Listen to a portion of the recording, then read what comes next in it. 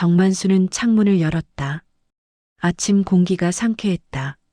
산 너머로 해가 떠오르고 있었다. 68세. 그는 이제 막 인생의 새로운 장을 펼치려 하고 있었다. 여보, 커피 내렸어요. 부엌에서 아내 박정희의 목소리가 들려왔다. 65세인 그녀는 여전히 젊은 시절의 명랑함을 간직하고 있었다. 결혼 42년 둘은 함께 교단에 섰고 함께 늙어왔다. 만수는 마루에 앉아 커피잔을 받았다. 마당에 매화나무 두 그루가 눈에 들어왔다. 작년 봄에 심은 나무였다. 아직 어리지만 내년 봄이면 꽃을 피울 것이다. 이 집 지을 때 얼마나 힘들었는지 알아요? 정희가 옆에 앉으며 말했다. 설계도만 12번 고쳤잖아. 당신이 난방 배관 위치 때문에 설계사하고 다툰 것도 기억나. 만수가 웃었다. 그래도 지금 따뜻하잖아. 내 고집이 맞았지? 이 집은 두 사람의 꿈이었다. 서울의 좁은 아파트에서 35년을 살았다. 출퇴근 지옥철, 층간소음, 미세먼지. 은퇴하면 시골에서 살자고 약속했던 것이 30년 전이었다. 2년 전 만수는 정년퇴임을 했다. 충북의 한 작은 마을에서 땅을 발견했다. 300평? 가격도 적당했다. 정의도 마음에 들어했다. 그들은 퇴직금과 예금을 합쳐 땅을 사고 집을 지었다. 20평짜리 집에 이렇게 마당이 넓으니 좋네요. 정희는 마당을 내다보며 말했다. 텃밭에는 상추와 고추가 자라고 있었다. 직접 키운 채소로 식사를 준비하는 일이 즐거웠다. 정희야, 우리 얼마나 기다렸어. 이 순간을. 만수가 아내의 손을 잡았다. 거칠고 주름진 손이었지만 따뜻했다. 맞아요. 이제 좀 살겠어요. 두 사람은 잠시 말없이 앉아 있었다. 산새 소리가 들려왔다. 바람이 나무를 흔들었다. 이런 평화가 이렇게 소중한지 몰랐다. 점심때가 되자 정희는 부엌으로 갔다. 텃밭에서 따온 상추와 된장찌개를 준비했다. 만수는 마당에서 잡초를 뽑았다. 소박하지만 충만한 하루였다. 오후엔 동네 어르신들이 찾아왔다. 이 마을에 이사 온 지 6개월, 이웃들과 조금씩 친해지고 있었다. 선생님 부부는 참 금슬이 좋으세요. 옆집 할머니가 말했다. 평생 함께 일하고 함께 늙었으니 그럴 수밖에요. 정희가 차를 따르며 대답했다. 만수는 옆에서 조용히 미소 지었다. 저녁 무렵 만수는 서재에 앉았다. 작지만 아늑한 공간이었다. 책장엔 평생 모은 책들이 꽂혀 있었다. 그는 노트를 펼쳤다. 요즘 회고록을 쓰고 있었다. 교직 생활 38년의 기록이었다. 정희는 거실에서 뜨개질을 했다. 손녀에게 줄 목도리였다. 바늘이 움직일 때마다 실이 엮였다. 그녀는 가끔 창밖을 바라보았다. 노을이 아름다웠다.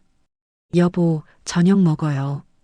정희의 목소리에 만수가 서재에서 나왔다. 식탁에는 간단한 저녁이 차려져 있었다. 밥, 된장찌개, 김치, 나물 몇 가지. 소박했지만 정갈했다. 맛있네. 만수가 숟가락을 들며 말했다. 정희가 웃었다. 식사 후 두 사람은 마루에 나란히 앉았다. 별이 쏟아질 듯 빛났다. 서울에선 볼 수 없던 풍경이었다. 정희야. 네. 이 집만은 어떤 일이 있어도 지키자. 만수가 진지하게 말했다. 정희는 고개를 끄덕였다. 그럼요. 우리 꿈이잖아요. 만수는 아내의 손을 꼭 잡았다. 별빛 아래서 두 사람의 그림자가 하나로 겹쳤다. 우리 아들도 곧 안정될 거예요. 그럼 손주들 데리고 자주 올 거예요. 정희가 말했다. 아들 준호는 미국에서 일하고 있었다. 며느리 윤지와 손주 둘. 자주 보진 못하지만 행복하게 사는 것 같았다. 그래, 그때 되면 손주들한테 텃밭일도 가르쳐 주고. 만수가 상상하며 말했다. 정희는 미소 지었다. 밤이 깊어졌다. 두 사람은 침실로 들어갔다. 만수는 곧 잠들었지만 정희는 한참 동안 천장을 바라보았다. 마음 한구석이 왠지 불안했다. 왜 그런지 알 수 없었다. 창밖에서 바람 소리가 들렸다. 매화 나무 가지가 흔들리는 소리였다. 정희는 눈을 감았다. 내일도 평화로운 하루가 되길 바라며. 그때는 몰랐다. 이 평화가 얼마나 짧은 시간인지, 그 약속이 얼마나 힘겨운 싸움이 될지 아무도 몰랐다. 저녁 7시 전화벨이 울렸다. 정희는 설거지를 하다 말고 손을 닦았다. 화면엔 준호라는 이름이 떠 있었다. 여보세요, 아들? 엄마, 나야. 준호의 목소리였다. 하지만 평소와 달리 무언가 긴장되어 있었다. 준호야, 잘 지내지? 애들은?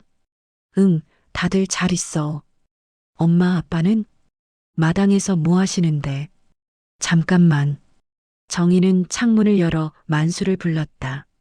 만수가 흙을 털며 들어왔다. 준호 전화야. 만수는 손을 씻고 수화기를 받았다. 그래, 아들. 무슨 일이야? 아빠, 나 지금 좀 중요한 얘기가 있어서. 준호의 목소리가 조심스러웠다. 만수와 정희는 서로를 바라보았다. 엄마, 아빠, 나 스타트업 차리려고 해. 스타트업? 그게 뭐야? 만수가 물었다. 준호가 설명했다. 신생 기업이야. IT 기술로 새로운 사업을 하는 거지. 요즘 미국에서 정말 잘 되고 있어. 그래. 근데 내가 하던 회사는 그만뒀어, 아빠. 이 기회를 놓치면 안 될 것 같아서. 만수의 표정이 굳어졌다. 정희는 불안한 눈빛으로 남편을 바라보았다. 준호야, 그게 그렇게 쉬운 일이 아니잖아. 안정된 직장 놔두고. 아빠, 나도 알아. 근데 이번엔 진짜 확신이 있어. 동료들이랑 팀도 꾸렸고. 그래서 만수의 목소리가 낮아졌다.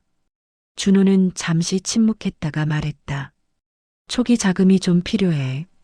엄마, 아빠가 좀 도와줄 수 있을까? 정희의 손이 떨렸다. 만수는 깊게 숨을 들이쉬었다. 얼마나? 3억 정도. 곧 투자도 받을 거야. 그럼 바로 갚을 수 있어. 3억? 만수의 목소리가 커졌다. 정희는 남편의 팔을 잡았다. 준호야, 그건 우리 노후 자금이야. 이 집 지으면서 거의 다 쓴 거 알지? 알아, 아빠. 그래서 미안해. 근데 이번만 도와줘. 진짜 잘 될 거야. 만수는 전화를 끊고 싶었다. 하지만 아들의 목소리가 계속 들렸다. 엄마, 제발. 나 평생 이런 부탁 안 했잖아. 이번 한 번만. 정희의 눈가에 눈물이 맺혔다. 만수는 단호하게 말했다. 안 돼. 준호야, 아이 일은 아이가 해야지. 내가 벌어서 내가 사업해야지. 우리 돈으로 어떻게. 아빠, 더 얘기 안 할 거다. 이제 끊어라. 만수는 전화를 끊었다. 정희는 그 자리에 멍하니 서 있었다. 여보, 정희야, 지금 우리가 돈 주면 어디에 기댈 건데? 이 집 대출금도 아직 남았어. 만수의 목소리는 단호했지만 떨리고 있었다. 정희는 고개를 끄덕였다. 알아요. 당신 말이 맞아요. 하지만 그날 밤 정희는 잠들지 못했다. 옆에서 만수는 코를 골며 자고 있었다. 정희는 천장을 바라보았다. 준호의 목소리가 귓가에 맴돌았다. 엄마, 제발. 이번 한 번만. 준호는 어릴 적부터 착한 아이였다. 공부도 잘했고 말썽도 부리지 않았다. 대학도 장학금으로 다녔다. 엄마 아빠에게 부담 주지 않으려고 아르바이트도 했다. 그런 아들이 평생 처음으로 도와달라고 했다. 정희는 가슴이 아팠다. 새벽 2시 정희는 조용히 일어나 거실로 나왔다. 휴대폰을 들고 준호에게 문자를 보냈다. 아들아, 엄마야. 아빠한테는 비밀인데 내일 통화 좀 하자. 답장은 금방 왔다. 엄마, 고마워. 내일 전화할게. 정희는 휴대폰을 꼭 쥐었다. 무언가 잘못되고 있다는 걸 알았다. 하지만 멈출 수가 없었다. 다음 날 아침 만수는 평소처럼 마당에 나갔다. 정희는 설거지를 하다가 휴대폰을 확인했다. 준호에게서 전화가 올 시간이었다. 12시 정각 전화가 왔다. 정희는 안방으로 들어가 문을 닫았다. 엄마, 준호야. 엄마, 어제는 미안해. 아빠 화나게 해서. 괜찮아. 근데 아들아, 진짜 확신이 있는 거야? 응, 엄마. 나 이거 1년 넘게 준비했어. 팀원들도 다 실력 있는 사람들이고. 정희는 망설였다. 하지만 아들의 목소리는 확신에 차 있었다. 엄마가 도와줄게. 근데 아빠한테는 비밀이야. 엄마 정말? 준호의 목소리가 밝아졌다. 정희는 눈물을 닦았다. 그래. 엄마 명의로 된 통장이 좀 있어. 그걸로 도와줄게. 엄마 고마워. 진짜 고마워. 꼭 성공해서 갚을게. 전화를 끊은 후 정희는 한참을 앉아 있었다. 가슴이 두근거렸다. 이게 맞는 일인가? 하지만 이미 약속을 했다. 저녁 식사 시간 만수가 물었다. 오늘 왜 이렇게 조용해? 아무것도 아니에요. 그냥 좀 피곤해서. 정희는 웃으며 대답했다. 만수는 의심 없이 고개를 끄덕였다. 그날 밤 정희는 또다시 잠들지 못했다. 남편 몰래 거짓말을 한 게 평생 처음이었다. 하지만 아들을 위한 일이라고 스스로를 달랬다. 사업만 잘 되면 괜찮을 거야. 곧 돌려받을 수 있어. 정희는 그렇게 믿었다. 아직은 몰랐다. 이 결정이 얼마나 무서운 결과를 가져올지. 정희는 새벽부터 잠을 설쳤다. 오늘 서울에 올라가기로 했다. 준호가 직접 만나고 싶다고 했다. 여보, 나 오늘 서울 가야 해요. 아침 식사 중에 정희가 말했다. 만수가 고개를 들었다. 갑자기 무슨 일인데? 옛날 동료 선생님이 편찮으시대. 병문안 좀 가려고. 정희는 눈을 피했다. 거짓말이 입에서 나오는 게 낯설었다. 만수는 고개를 끄덕였다. 그래, 조심해서 다녀와. 저녁엔 들어올 거야? 응, 늦어도 7시엔 올게요. 정희는 서둘러 짐을 챙겼다. 통장과 도장을 작은 가방에 넣었다. 손이 떨렸다. 서울행 버스에 올랐다. 2시간 반이 걸렸다. 창밖 풍경이 스쳐 지나갔지만 정희는 아무것도 보이지 않았다. 머릿속엔 온통 준호 생각뿐이었다. 서울역에 도착했다. 준호가 차로 마중 나왔다. 조수석엔 며느리 윤지가 앉아 있었다. 어머니, 오시느라 힘드셨죠? 윤지가 밝게 웃으며 인사했다. 정희는 고개를 끄덕였다. 아니야. 괜찮아. 준호는 강남의 한 카페로 차를 몰았다. 조용한 곳이었다. 세 사람은 구석 자리에 앉았다. 엄마, 정말 고마워. 준호가 먼저 말을 꺼냈다. 정희는 아들의 얼굴을 찬찬히 바라보았다. 수척해 보였다. 눈 밑에 다크서클이 짙었다. 준호야, 너 많이 힘들어 보이는구나. 괜찮아요, 엄마. 요즘 준비하느라 잠을 좀 못 잤어요. 윤지가 옆에서 말했다. 어머니, 오빠가 정말 열심히 하고 있어요. 저도 놀랄 정도로. 정희는 며느리를 바라보았다. 윤지도 초췌해 보였다. 두 사람 다 무언가에 쫓기는 듯했다. 구체적으로 어떤 사업인지 얘기해 줄래? 정희가 물었다. 준호는 노트북을 꺼내 사업 계획서를 보여주었다. AI를 이용한 교육 플랫폼이에요. 학생 개개인에게 맞춤형 학습을 제공하는 거죠. 정희는 화면을 보았지만 이해할 수 없었다. 영어와 도표들 뿐이었다. 벌써 베타 테스트도 했어요. 반응이 정말 좋았어요. 윤지가 설명을 이어갔다. 정희는 고개를 끄덕였다. 이해는 안 됐지만 두 사람의 열정만은 느껴졌다. 그래서 얼마가 필요한 거니? 정희가 조심스럽게 물었다. 준호와 윤지가 눈빛을 교환했다. 엄마, 사실은 생각보다 더 필요해요. 얼마? 5억. 정희는 숨이 막혔다. 전화해선 3억이라고 했다. 준호야, 전화해선 3억이라고 했잖니. 엄마, 미안해요. 그때는 3억으로 충분할 줄 알았는데 계산해 보니까. 윤지가 끼어들었다. 어머니, 저희도 최대한 줄였어요. 정말 최소한의 금액이에요. 정희는 가방을 꼭 쥐었다. 손에 땀이 났다. 준호야, 엄마가 가진 건 2억 정도야. 그것도 엄마 명의로 된 예금 전부를 털어야 하는 거고. 엄마, 그럼 일단 2억만 주세요. 나머지는 제가 어떻게든 구할게요. 준호의 눈빛이 절박했다. 정희는 가슴이 아팠다. 알았어. 엄마가 도와줄게. 엄마, 정말 고마워요. 6개월만 기다려주세요. 투자 받으면 바로 갚을게요. 정희는 고개를 끄덕였다. 하지만 불안이 가시지 않았다. 은행에 함께 갔다. 정희는 창구에 앉아 통장을 꺼냈다. 행원이 물었다. 전액 인출하시는 거죠?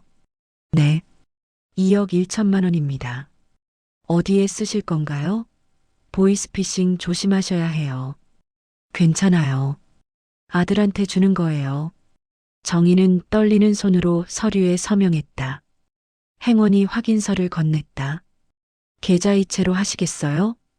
네, 이 계좌로요. 준호가 적어준 메모를 건넸다. 잠시 후 송금이 완료됐다. 감사합니다. 정희는 통장을 받았다. 잔액 0원. 텅 빈 숫자를 보니 가슴이 무너지는 것 같았다. 카페로 돌아왔다. 준호가 휴대폰을 확인했다. 엄마, 들어왔어요. 정말 고마워요. 준호는 엄마의 손을 잡았다. 정희는 억지로 웃었다. 준호야, 약속 지켜야 해. 6개월 후에 꼭 갚는 거야. 엄마, 걱정 마세요. 제가 꼭 성공해서 몇 배로 갚아드릴게요. 윤지도 손을 잡았다. 어머니, 저희 정말 열심히 할게요. 실망시켜드리지 않을게요. 정희는 두 사람을 바라보았다. 믿고 싶었다. 아들을 믿고 싶었다. 그래, 엄마가 믿는다. 헤어지는 길에 준호가 말했다. 엄마, 아빠한테는 비밀이죠? 응. 걱정할까봐. 성공하면 그때 얘기하자. 엄마, 사랑해요. 준호가 안아왔다. 정희는 아들을 꼭 안았다.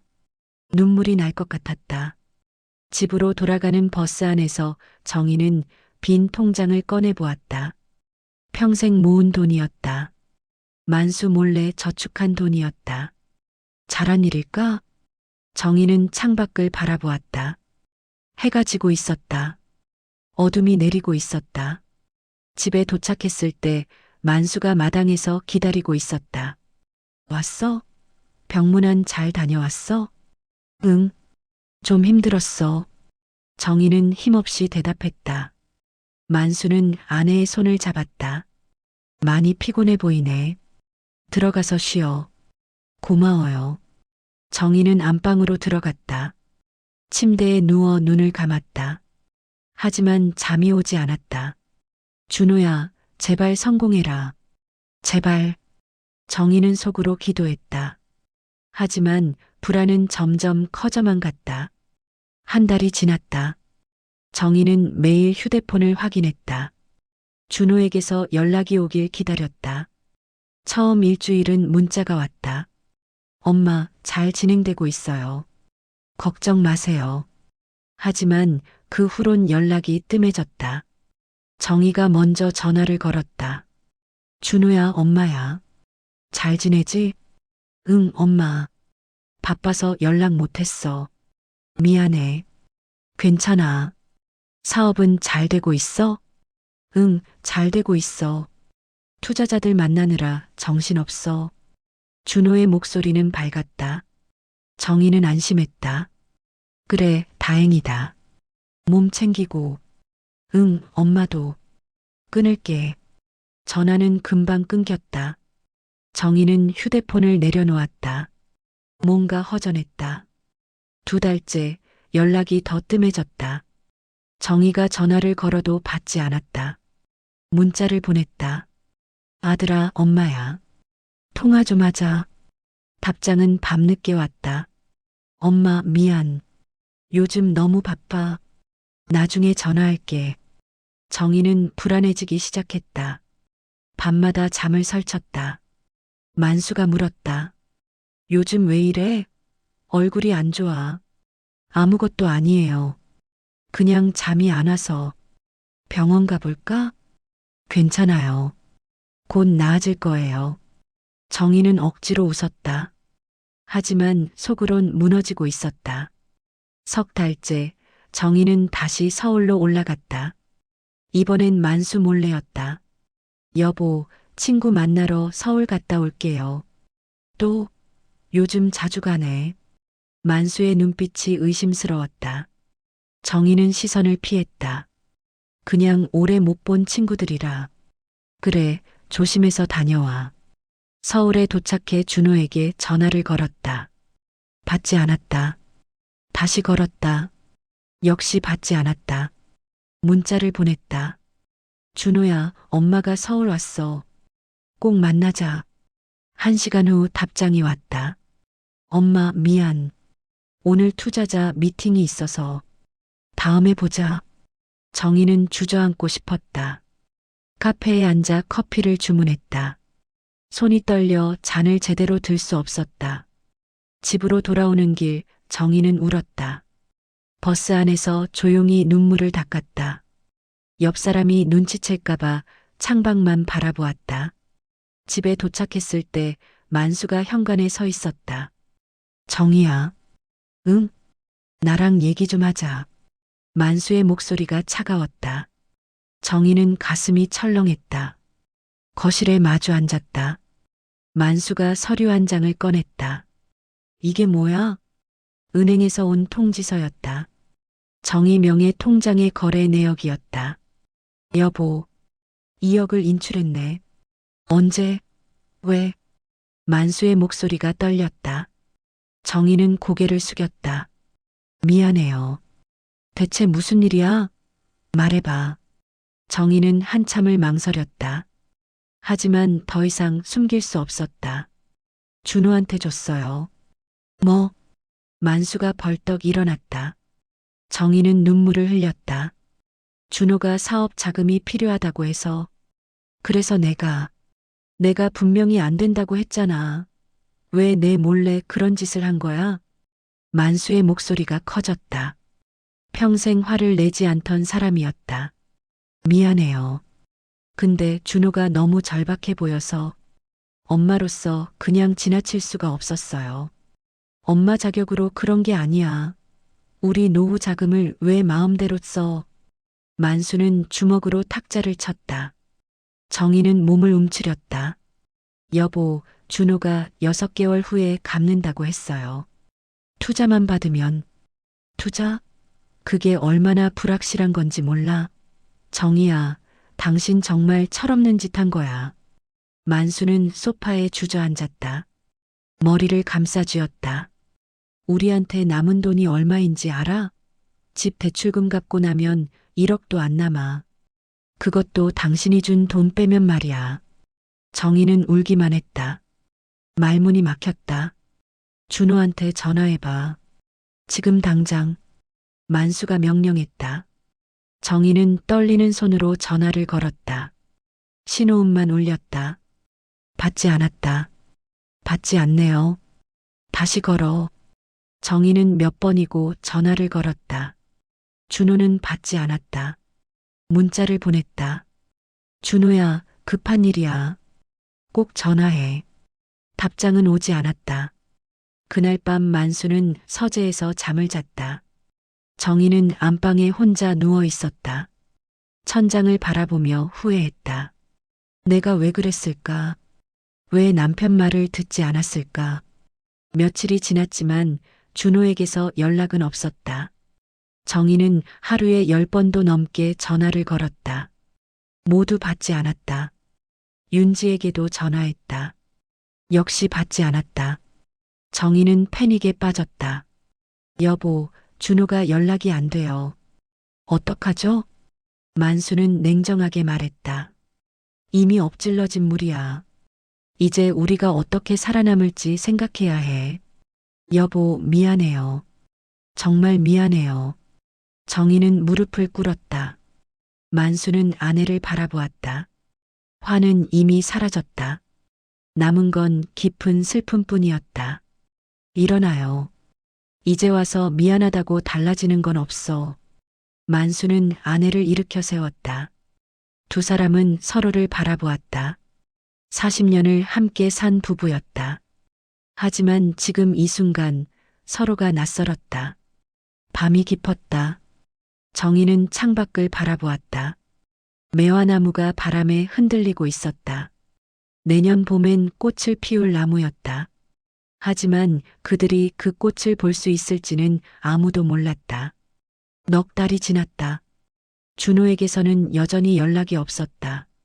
정희는 매일 휴대폰을 붙잡고 살았다.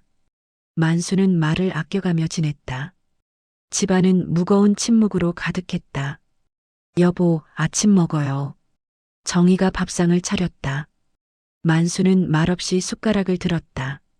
반찬은 김치와 된장찌개뿐이었다. 예전처럼 여러 가지를 차릴 여유가 없었다. 요즘 시장도 잘 안 가네요. 정희가 조심스럽게 말했다. 만수는 대답하지 않았다. 식사 후 만수는 서재로 들어갔다. 책상 위엔 통장들이 놓여 있었다. 며칠 전부터 가계부를 정리하고 있었다.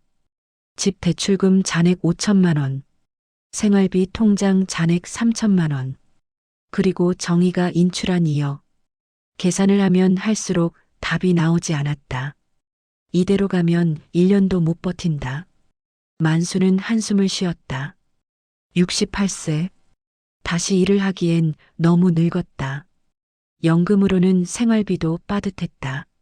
준호 그놈. 만수는 이를 악물었다. 화가 났지만 동시에 걱정도 됐다. 아들에게 무슨 일이 생긴 건 아닐까? 오후가 되자 만수는 결심했다. 은행에 가기로 했다. 정확한 잔액을 확인하고 싶었다. 정희야, 나 은행 좀 갔다 올게. 같이 갈까요? 아니, 혼자 갈게.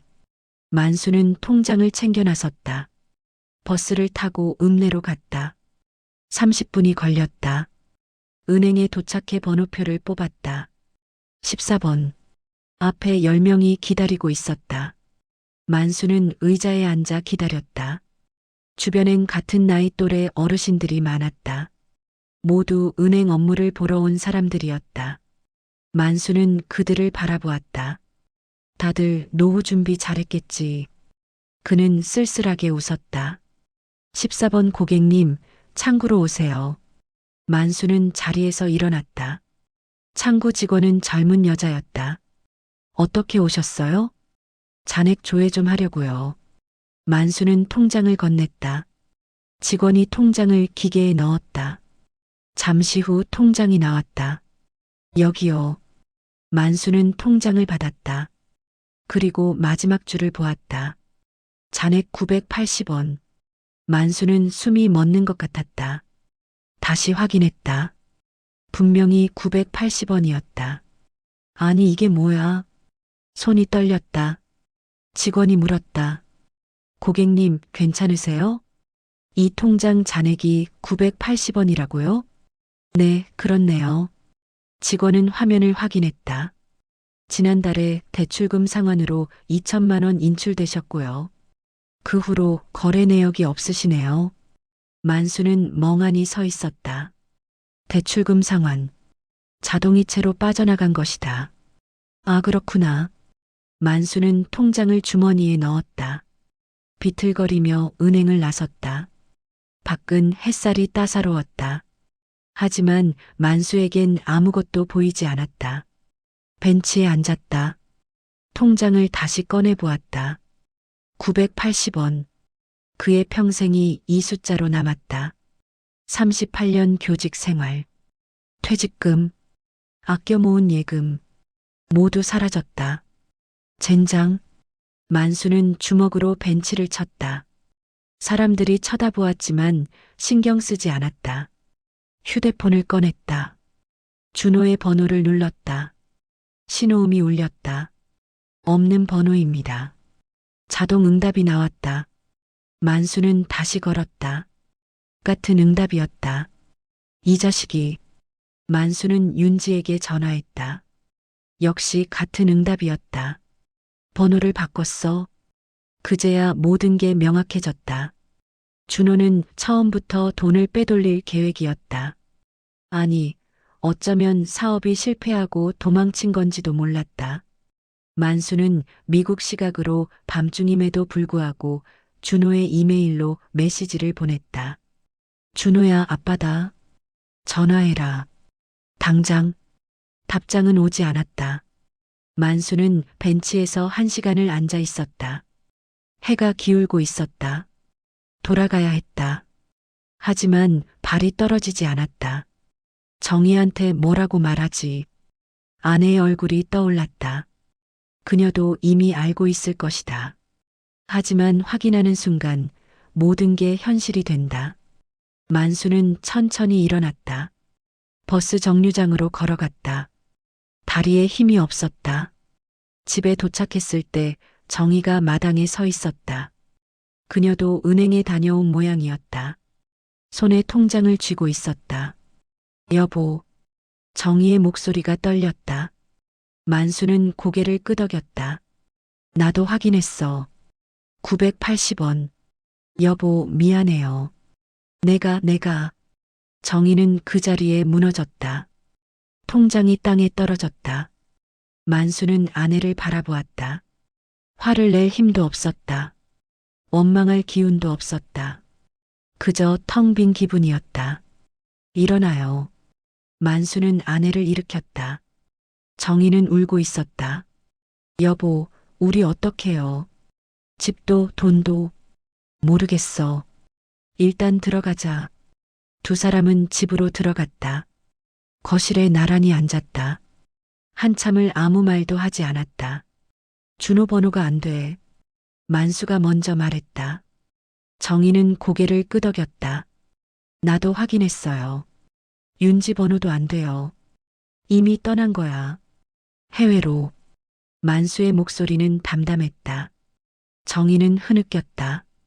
내 탓이에요. 다 내 탓이에요. 이제 와서 탓해봤자 소용없어. 우리가 살 길을 찾아야지. 만수는 창밖을 바라보았다. 매화나무가 보였다. 내년 봄을 기다리는 나무. 하지만 그들은 내년 봄에도 이 집에 있을 수 있을까? 만수는 알 수 없었다. 아무것도 확신할 수 없었다. 밤이 깊어갔다. 두 사람은 어둠 속에 앉아 있었다. 말없이 그저 서로의 숨소리만 들으며 980원. 그것이 그들에게 남은 전부였다. 석 달 후 우편함에 노란 봉투가 꽂혀 있었다. 정희가 떨리는 손으로 꺼냈다. 경매 통지서. 집이 경매에 넘어갔다. 대출금을 갚지 못해 은행이 압류한 것이다. 여보, 이거. 정희는 봉투를 들고 서재로 갔다. 만수는 창밖을 바라보고 있었다. 알아. 예상했던 일이야. 만수의 목소리는 지쳐 있었다. 지난 석 달간 그는 온갖 방법을 다 써봤다. 은행에 유예를 요청했지만 거절당했다. 친척들에게 도움을 청했지만 모두 사정이 어렵다고 했다. 언제까지 나가야 해요? 다음 달 말까지. 한 달. 그들에게 남은 시간은 한 달뿐이었다. 정희는 주저앉아 울었다. 만수는 아내의 어깨를 안았다. 그의 눈에도 눈물이 고였다. 여보, 미안해요. 내가 집을 잃게 만들었어요. 그만해요. 이제 와서 미안하다고 달라지는 건 없어. 만수의 목소리는 차가웠지만 손은 따뜻했다. 그는 여전히 아내를 사랑했다. 미워할 수도 떠날 수도 없었다. 이사 준비를 시작했다. 가구들을 정리했다. 팔 수 있는 건 팔고 버릴 건 버렸다. 이 식탁은 결혼할 때 산 거예요. 정희가 낡은 식탁을 쓰다듬었다. 42년을 함께한 가구였다. 두고 가야지. 어차피 가져갈 곳도 없어. 만수는 담담하게 말했다. 정희는 눈물을 닦았다. 책장도 소파도 침대도 모두 두고 가야 했다. 그들이 가져갈 수 있는 건 보따리 2개뿐이었다. 마지막 날이 왔다. 이사 트럭도 부르지 않았다. 짐이 없었기 때문이다. 정희는 마당에 나가 매화나무를 바라보았다. 봄이 되면 꽃을 피울 나무. 하지만 그 꽃을 볼 수 없게 됐다. 여보, 가요. 만수가 현관에서 불렀다. 정희는 나무를 한참 바라보다 돌아섰다. 2개의 보따리를 들고 집을 나섰다. 뒤돌아보지 않았다. 뒤돌아보면 무너질 것 같았다. 버스를 타고 서울로 향했다. 갈 곳은 서울역 근처 노숙인 쉼터였다. 사회복지사가 알려준 곳이었다. 어르신, 여기 서류 작성하세요. 쉼터 직원이 서류를 건넸다. 만수는 떨리는 손으로 이름을 적었다. 정만수, 박정희. 일주일 단위로 연장하실 수 있어요. 식사는 하루 2끼 제공되고요. 직원의 설명을 들었지만 아무것도 들리지 않았다. 정희는 멍하니 앉아 있었다. 방으로 안내받았다. 6인실. 2층 침대 3개가 놓여 있었다. 이미 4명이 자리를 차지하고 있었다. 여기 쓰시면 돼요. 만수와 정희는 구석 침대를 배정받았다. 아래는 만수, 위는 정희. 여보, 내가 아래로 갈게요. 괜찮아요. 당신이 아래에서 자요. 2 사람은 짐을 풀었다. 보따리 안엔 옷 몇 벌과 세면도구뿐이었다. 오래간만에 새 얼굴이네요. 옆 침대의 할머니가 말을 걸었다. 안녕하세요. 정희는 힘없이 인사했다. 할머니는 친절하게 웃었다. 처음엔 다들 힘들어해요. 괜찮아요. 여기도 익숙해지면 살만해요. 정희는 고개를 끄덕였다. 하지만 눈물이 났다. 저녁 시간이 됐다. 식당으로 내려갔다. 줄을 서서 밥을 받았다. 밥과 국, 반찬 2가지. 여기 앉으세요. 만수와 정희는 구석자리에 앉았다. 주변엔 같은 처지의 사람들이 있었다. 맛없어요. 정희가 숟가락을 내려놓았다. 만수는 묵묵히 밥을 먹었다. 먹어요. 안 먹으면 힘들어. 못 먹겠어요. 목이 안 넘어가요. 정희는 울음을 참았다. 만수는 아내의 밥그릇을 당겼다. 그럼 내가 먹을게. 밤이 됐다. 침대에 누웠다. 천장이 낮았다. 옆에선 코 고는 소리가 들렸다. 여보. 정희가 위에서 속삭였다. 응? 우리 이제 어떻게 돼요? 모르겠어. 일단 하루하루 살아보자. 만수는 눈을 감았다. 하지만 잠이 오지 않았다. 정희도 잠들지 못했다. 그녀는 손으로 얼굴을 감싸쥐고 조용히 울었다. 내가 바보였어. 왜 그랬을까? 왜? 후회가 밀려왔다. 하지만 이미 늦었다. 모든 게 늦었다. 며칠이 지났다. 2 사람은 쉼터에 적응하려 애썼다. 낮엔 공원에 나가 시간을 보냈다. 여보, 여기 좀 앉아요. 벤치에 앉아 사람들을 바라보았다. 출근하는 사람들, 등교하는 학생들. 모두 바쁘게 움직였다. 우리도 저랬었죠. 정희가 말했다. 만수는 고개를 끄덕였다. 그랬지. 이제는 아니지만. 점심시간엔 편의점에서 컵라면을 사 먹었다. 하나를 둘이서 나눠 먹었다. 여보, 당신이 더 먹어요. 괜찮아요. 나도 배불러요. 서로 양보했다. 사실 둘 다 배고팠지만 말하지 않았다. 저녁엔 쉼터로 돌아갔다. 저녁 식사를 하고 씻었다. 그리고 침대에 누웠다. 여보, 응, 당신 미안해요. 정말 미안해요. 정희는 매일 같은 말을 했다. 만수는 대답하지 않았다. 하지만 그날 밤 만수는 아내의 손을 잡았다. 침대 틈 사이로 손을 내밀어 꼭 쥐었다. 돈은 잃었지만 당신은 아직 내 옆에 있잖아. 정희는 울었다. 소리 내지 않고 조용히 울었다. 고마워요. 날 버리지 않아서. 우리 함께 이겨내자. 다시 시작하자. 만수의 목소리는 단호했다. 정희는 고개를 끄덕였다. 그날 밤 두 사람은 손을 맞잡은 채 잠들었다. 비록 침대는 달랐지만 마음은 하나였다. 무너진 집, 사라진 돈. 하지만 그들에겐 아직 서로가 있었다. 한 달이 지났다. 쉼터 생활에 조금씩 익숙해졌다. 하지만 편하지는 않았다. 아침 6시 기상방송이 울렸다. 기상 시간입니다. 모두 일어나세요. 만수는 몸을 일으켰다. 온몸이 뻐근했다. 68세의 몸으로 딱딱한 침대에서 자는 건 쉽지 않았다. 정희도 내려왔다. 얼굴이 부어 있었다. 잘 잤어요? 아니요. 허리가 아파서. 두 사람은 세면장으로 갔다. 줄을 서서 차례를 기다렸다. 사람이 많아 20분을 기다려야 했다. 아침 식사 후 쉼터를 나섰다. 낮엔 밖에서 시간을 보내야 했다. 쉼터는 저녁에만 입실이 가능했다. 어디 가요?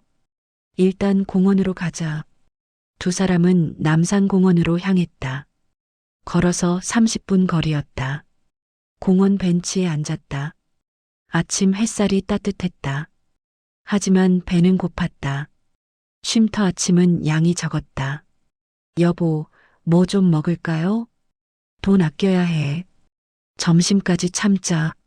만수는 단호하게 말했다. 정희는 배를 움켜쥐었다.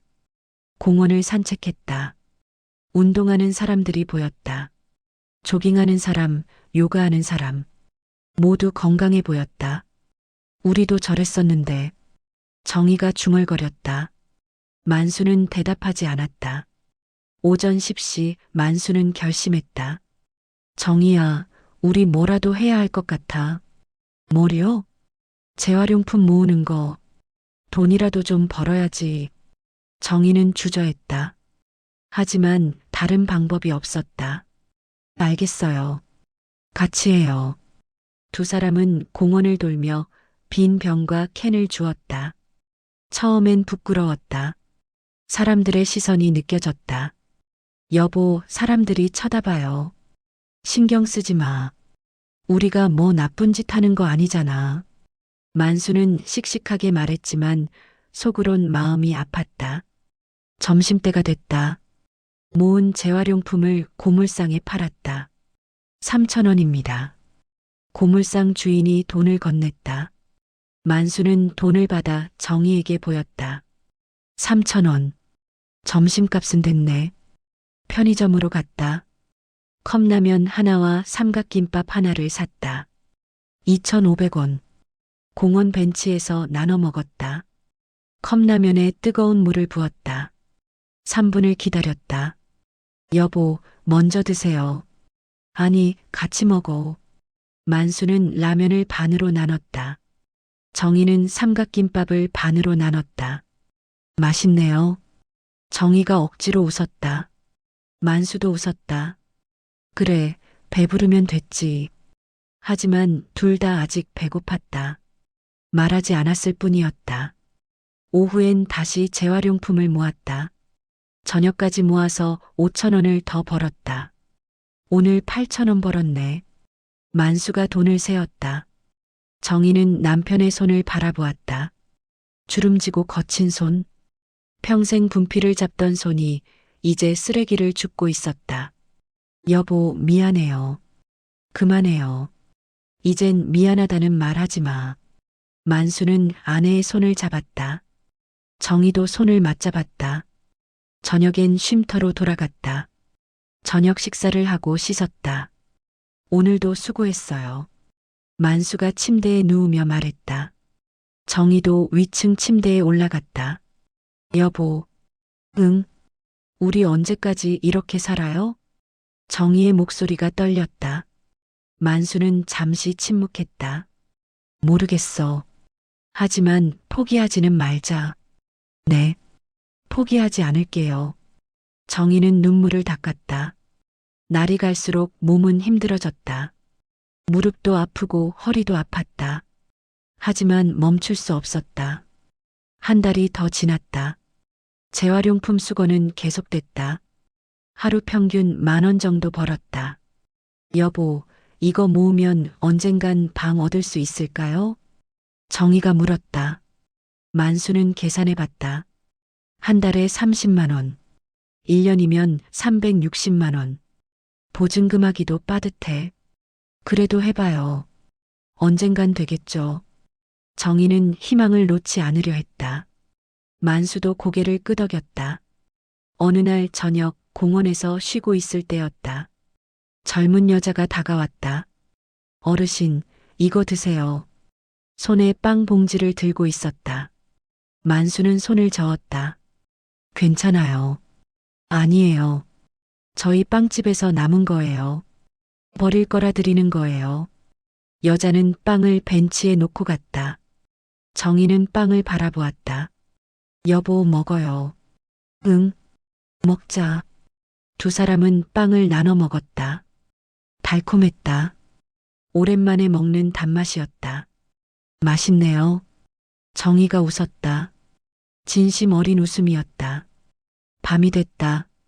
쉼터로 돌아가는 길, 만수는 아내의 어깨를 안았다. 정희야. 네. 이젠 통장 숫자 말고 당신 얼굴만 믿을게요. 정희는 멈춰섰다. 남편을 바라보았다. 눈물이 났다. 여보, 고마워요. 날 버리지 않아서. 내가 어떻게 당신을 버려. 평생 약속했잖아. 만수는 아내를 꼭 안았다. 거리 한가운데서 두 노인이 서로를 껴안았다. 지나가는 사람들이 쳐다보았지만 상관없었다. 그들에겐 서로가 전부였다. 여보, 우리 꼭 다시 일어서요. 그래, 꼭 일어서자. 두 사람은 손을 맞잡고 걸었다. 앞길이 보이지 않았다. 하지만 함께라면 갈 수 있을 것 같았다. 그날 밤 침대에 누워 만수는 생각했다. 돈은 잃었지만 우리는 아직 살아있다. 그리고 사랑하고 있다. 그것만으로도 충분했다. 아니, 충분하다고 믿고 싶었다. 정희도 같은 생각을 했다. 후회는 여전했지만 남편이 있어 견딜 수 있었다. 여보, 당신만 있으면 돼요. 정말이에요. 정희는 속으로 속삭였다. 그리고 조용히 잠들었다. 거리의 부부. 하지만 그들은 여전히 부부였다. 그리고 여전히 사랑했다. 석 달이 더 지났다. 만수와 정희는 여전히 거리에서 재활용품을 모았다. 하지만 조금씩 변화가 생겼다. 어느 날 쉼터 사회복지사가 만수를 불렀다. 정 선생님, 잠깐 얘기 좀 할까요? 네, 무슨 일이세요? 복지사는 젊은 남자였다. 김동현이라는 이름표를 달고 있었다. 선생님이 교직에 계셨다고 들었어요. 네, 38년 동안요. 그럼 강연 한번 해보시는 게 어떨까요? 만수는 놀랐다. 강연이요? 제가요? 네. 노인회관에서 어르신들 대상으로 금융사기 예방 강연을 하시는 거예요. 제가 그럴 자격이 있을까요? 저도 당한 사람인데. 만수는 씁쓸하게 웃었다. 김동현이 말했다. 오히려 그래서 더 설득력이 있죠. 경험담을 나누시면 돼요. 만수는 망설였다. 하지만 조금이라도 도움이 된다면 해볼 만했다. 알겠습니다. 한번 해보죠. 그날 저녁 만수는 정희에게 말했다. 여보, 나 강연하기로 했어. 강연요? 무슨? 만수는 사연을 설명했다. 정희는 놀라며 물었다. 여보, 괜찮겠어요? 우리 얘기를 하는 건데. 괜찮아. 이게 누군가에게 도움이 된다면. 정희는 남편의 손을 잡았다. 당신 대단해요. 나라면 못할 거예요. 우리 이야기가 교훈이 될 수 있다면 그것도 의미 있는 일이잖아. 만수는 진심이었다. 이제 과거를 숨기고 싶지 않았다. 일주일 후 강연 날이 왔다. 노인회관 강당에는 50여 명의 어르신들이 모여 있었다. 만수는 단상에 올랐다. 긴장됐지만 침착하게 말문을 열었다. 안녕하십니까? 저는 정만수라고 합니다. 청중이 조용히 그를 바라보았다. 저는 평생 교사로 살았습니다. 38년간 학생들을 가르쳤죠. 은퇴 후엔 시골에 전원주택을 짓고 아내와 평화롭게 살았습니다. 만수는 잠시 멈췄다.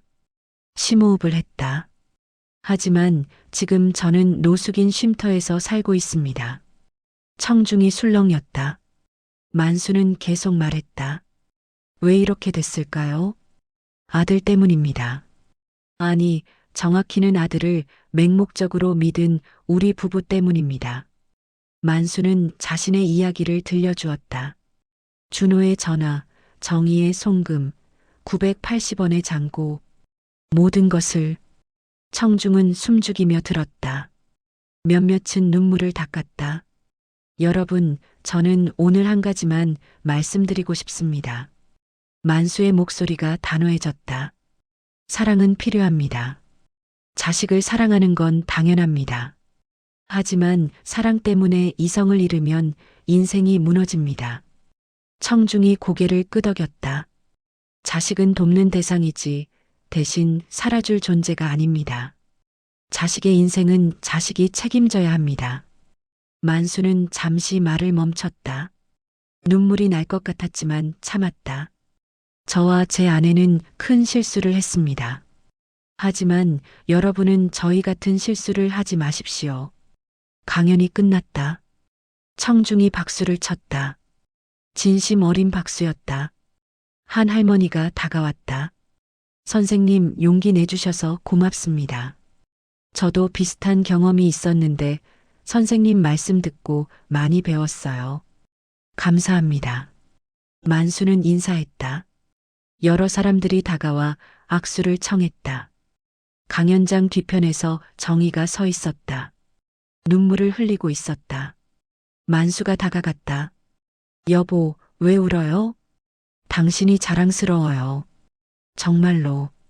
정희는 남편을 안았다. 만수도 아내를 안았다. 여보, 이제야 정말 노후가 시작되는 것 같아요. 정희가 속삭였다. 만수는 고개를 끄덕였다. 그래요. 이제 시작이야. 그날 저녁 김동연 복지사가 소식을 전했다. 선생님, 다음 달부터 정기적으로 강연해 주실 수 있으세요? 소정의 강연료도 드립니다. 정말이요? 네. 한 달에 2번, 회당 10만 원입니다. 만수는 믿을 수 없었다. 한 달에 20만 원. 적은 돈이지만 희망이 보였다. 감사합니다. 꼭 하겠습니다. 복지사는 또 말했다. 그리고 선생님 부부를 위한 임시 거처도 알아보고 있습니다. 조금만 기다려주세요. 만수는 복지사의 손을 잡았다. 정말 감사합니다. 그날 밤 쉼터 침대에서 만수는 정희에게 말했다. 여보, 우리 조금씩 일어서고 있어. 네. 정말 그런 것 같아요. 정희는 미소 지었다. 오랜만에 진심 어린 미소였다. 여보, 준호 생각은 안 나요? 정희가 조심스럽게 물었다. 만수는 잠시 침묵했다. 나요. 하지만 이제 용서하려고 해요. 용서요? 응. 미워하고 원망하면 우리만 힘들어. 그 애도 자기 길을 가는 거겠지. 정희는 눈물을 닦았다. 저도 그래야겠어요. 이젠 놓아줘야죠. 만수는 아내의 손을 잡았다. 침대 사이로 손을 내밀어 꼭 쥐었다. 우리 남은 인생, 우리끼리 잘 살아봐요. 네, 여보. 같이 해요. 두 사람은 손을 맞잡은 채 잠들었다.